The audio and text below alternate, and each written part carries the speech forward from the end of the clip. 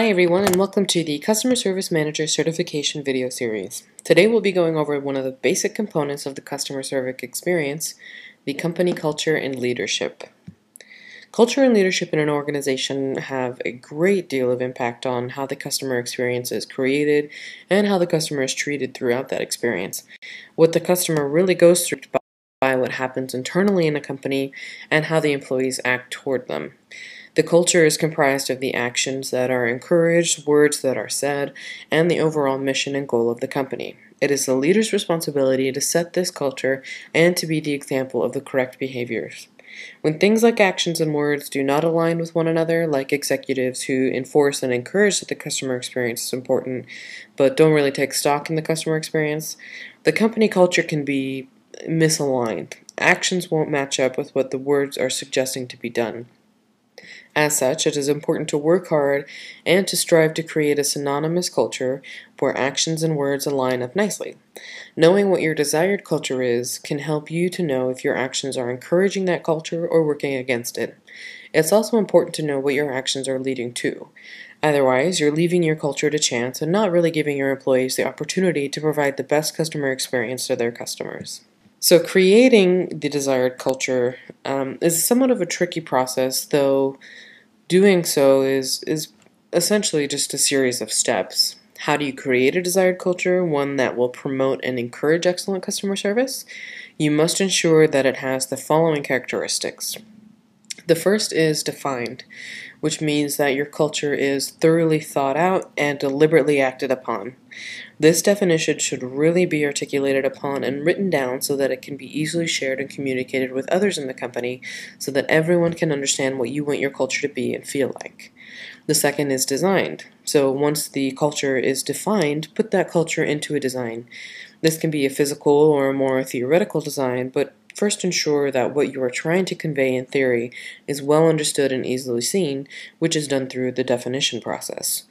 For example, the authors of the Building Great Customer Experiences that you are required to read for the Customer Service Manager certification, they share an example from a company who has an open floor plan in their business with no walls and no offices. This sort of atmosphere helps to create an open feeling and an open culture that the company is going for. So the physical helps to encourage the culture of openness to continue, which is really the sort of culture that the company is striving for. Third is aligned. The culture should align with and support the customer experience statement, which is essentially the mission statement for the customer experience. What is your mission for the customer experience? What do you want each customer to experience with you? This should be aligned with the company culture, and the aspects and properties found in the customer experience statement should be very similar to those found in the culture statement, which is your overall definition which you go over in step 1. The fourth is signed. The leader needs to signal and really request support through their own actions and their own attitude. It's the leader's job to show the way. Leaders need to ask for support by being a good example and role model, encouraging others to follow suit. Lastly, the culture has to be mine, quote unquote. Everyone in the organization needs to be reminded of their ownership in the culture because the culture should be owned by the individual. Everyone in an organization contributes to the culture, so ownership is key. This is referred to by the authors as culture mapping. So why culture map? Culture mapping can help you to define and determine the behaviors that either support or destroy your desired culture. Knowing this can help you to encourage the right actions throughout the company to take place. So as we went over in the last slide, you can see the desired culture is really built upon by those 5 components of being defined, designed, aligned, signed, and mine. The next steps after the culture has been established and the actions that support it defined is really up to the leaders to encourage those actions to be carried out and to really act as a role model. Seeing the wrong actions performed by executives can be very detrimental to a culture. They can be misinterpreted as acceptable and will most definitely be repeated throughout the organization. The reality, however, is that it is not only leaders who need to exhibit these right behaviors. Everyone has to work together to deliver and create the right culture. This is somewhat of a cliche, but actions really do speak much louder than words. Actions need to really be in line with what is being said so as to encourage the right behaviors. It's really hard to follow a leader whose actions are not in line with what they're telling you and really expecting you to do the right thing when they are most definitely not doing it themselves. The leader's primary role in a company is to coach and develop his or her people. Words and actions need to align because of the simple fact that actions speak louder than words. The actions that a leader takes will send the strongest message to people. Leaders should spend the majority of their time motivating and coaching people to improve, which will in effect improve the customer experience. Now, this is in your Shaw book, Happy People Give You Happy Customers. Like it or not, your culture is self-perpetuating, and therefore if you have a negative culture, do not expect that to change by osmosis. You will have to do something. The culture of an organization can really take over regardless of the employee's best intentions or best qualifications, and this is in the case of bringing an employee on board or seeing the culture change and have that affect your employees in the current culture.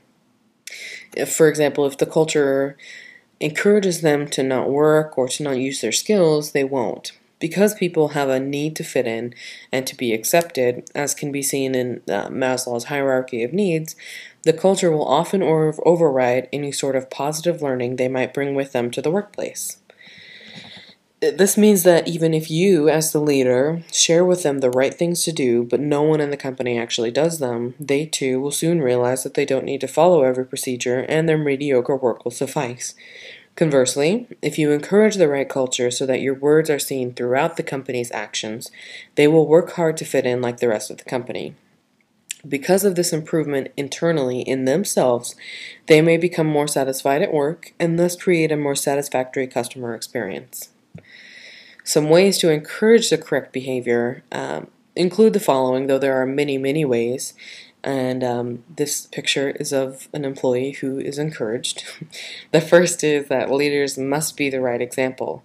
These are the role models that people look up to for how to act. If they see you stealing money or ripping somebody off, they'll have no problem doing the same to you or to your customers. Secondly, make sure that the culture is clear, concise, and easy to understand so that everyone knows where the company wants to go and what role they play. This must start with your culture being well defined, which was seen in the culture mapping. After that is done, you can continue on through the rest of the culture mapping process to create the best culture for you and your customers.